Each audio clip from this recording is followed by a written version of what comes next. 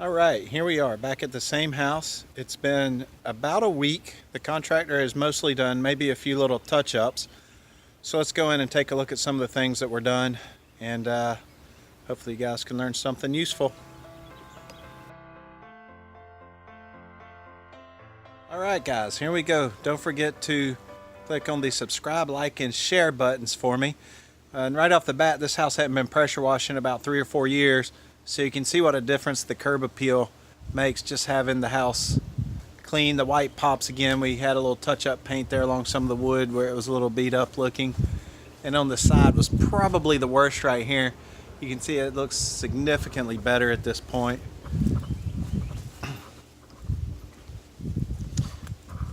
You know, this house has a little bit of a slope in the front yard, so that's a challenge you can't do much to overcome, but it is what it is. If we'd had a little more in the budget, I might would have tried to treat or replace the blinds here because they do look a little bit worn, but at the end of the day, the porch is so much cleaner. I don't think that's a huge deal. You can see this is a plastic railing here, so you can actually see how much wider that and the columns look. All right, so here we go in the dining room. The baseboards have been cleaned. We took this chair rail rather than paint an entire wall when it was really just the lower portion that needed it, and extended the chair rail all the way out to the door. And it was also really beat up around the door there, and you can see it's got a fresh coat of paint, so instead of looking dirty and damaged now, it looks much newer. Same thing, so we hit the lower portion of the wall with the fresh coat of paint, did some touch-ups there. Here's another little shortcut we took. There had been a spot on the wall right here. Rather than repaint an entire wall, we were able to just hang up a new coat rack that covered up that area that had been stripped from something hanging there. So now we've got a functional coat rack by the door, and it cost a lot less than painting an entire wall. So as we come into the kitchen, it really just needed a really good cleanup.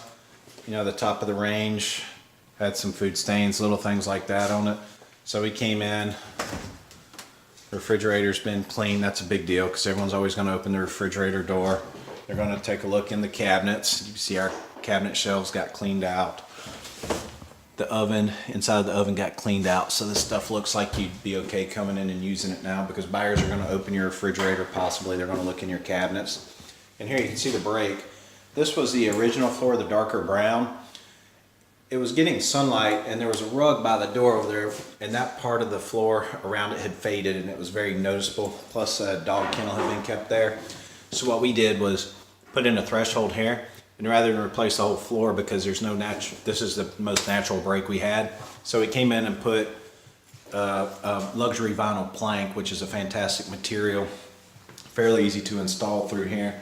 So even though we have a different colored floor, this area got cleaned up. And instead of being a deterrent now, we've got a lovely little dining area. And instead of being an eyesore, we have a functional space with new floor. And again, for the budget, costs less than replacing the floor all the way through there because this is an older floor from 2007 and we couldn't match it anymore. Just going to highlight a little bit of a unique feature there. They took some gutters and made some little shelving on the unit for the kids' toys. And this bathroom was one where we had to do some work in here. When you're getting ready to sell a home, people, toilet seats down. But this is a brand new paint on the ceiling. There had been some water damage from the bathroom above this. Sorry it's blurry there, but yep, right there. So we had to patch some sheetrock and hit it with a fresh coat of paint. And actually it wasn't even the bathroom above it leaked. It was a drip, condensation drip off of the HVAC line. So you know, that's why you get the professionals up there to take a look and see what you're dealing with. So if you see the ceiling above me, we had water stains up there and we thought the bathroom above this had a leak somewhere.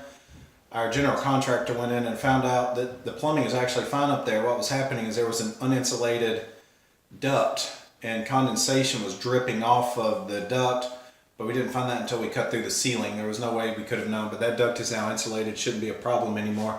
But this is a brand new coat of paint on the ceiling up there and brand new sheetrock, so little things like that will cost you quite a bit of money if they need to be addressed. So right now I'm out on the screen porch. Yeah, 10, 12-year-old home. The screen has started to wear out in a couple of places. So our contractor came in and replaced the screen here, and the fence was incredibly worn and a few planks needed to be replaced. So our contractor actually came in and replaced some of the planks that needed to be, and then went with a darker stain on the fence. So you can never even tell those planks got replaced. It doesn't look old and worn anymore. And believe it or not, of everything we did, the stain on the fence was the most expensive. So the wall right there behind me is a spot that got touched up in the hallway instead of repainting everything.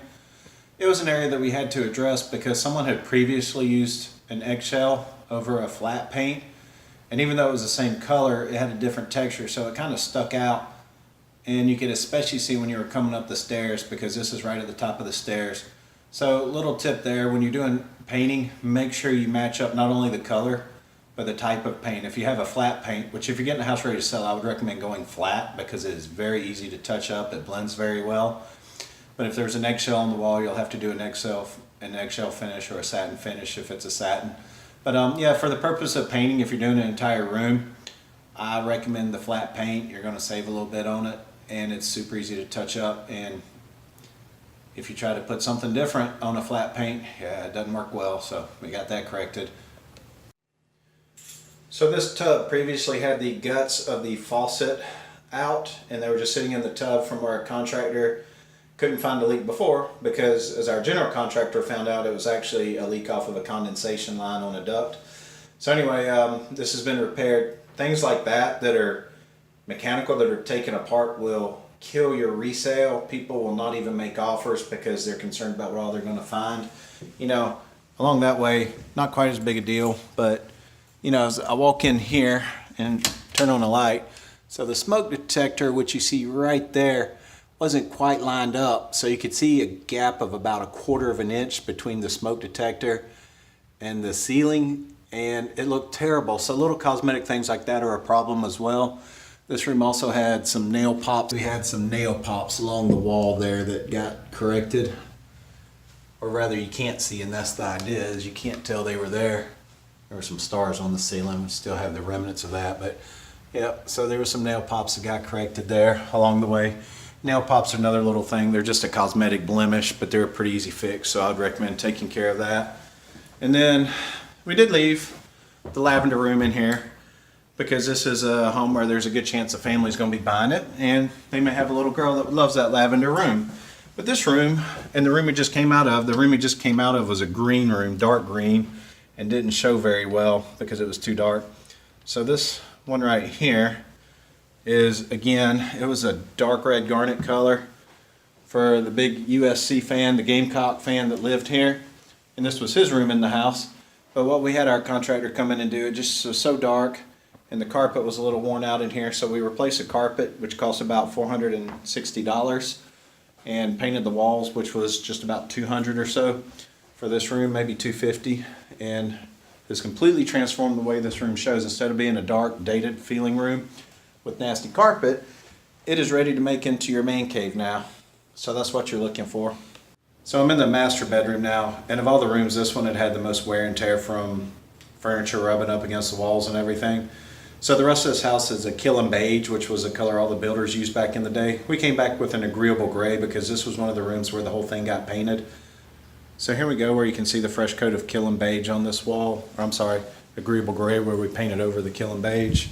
And when I come into the bathroom here, you're going to see a significant difference in the floor. We did the luxury vinyl plank in here as well. The old tile needed to be regrouted and had some cracked tile, which probably would have just came back again. So what we did was take up the tile, which is a bit of a chore, and put in the luxury vinyl plank. And again, you can see that our cleaning crew did a fantastic job in this because, again, the bathroom hadn't seen a mop and broom in a little while overall. And we ran it into the water closet as well. You can see the baseboards here too. I've got a close-up. Maybe it could have stood to be recaulked a little right there, but not too bad. So all in all, this one looks pretty good and is ready for the market. And I'll just walk back out and you can see the owner suite. A couple little things here that I've noticed walking through. So over this window, there had been some curtains previously. I'm going to get the owner to come back in and rehang where those curtain rods were. It's Sorry, it's a little blurry. You can see that one's still there. It's a lone survivor apparently. But overall the windows, curtain rods were taken down. So we're going to come back in rather than leave that exposed, which it is, and didn't get painted over on that particular wall, but we did the one behind me. So we're going to come back in and rehang curtain rods just to hide that like we did with the coat rack downstairs. So all in all, between the new carpet, the pressure washing, the staining, the touch-up painting, the new floor and all that, we've spent about $6,000 renovating this house. The owner is probably going to get about $15,000 more than he would have gotten if we had left it like it was, maybe even 20. So, you know, this is one of those things where we spent $6,000 to get the owner back a gross of $15,000 or $20,000 more. So I think it's going to be a win at the end of the day. If you have a house and you're thinking about selling it and you want to see what kind of return you're going to get for the work, and you're in the middle of South Carolina, you know, I'm always happy to walk through. But if you're in a different market, find a good agent that sells a lot of homes and get them to walk through and make some suggestions on what you can do to get a return on the investment.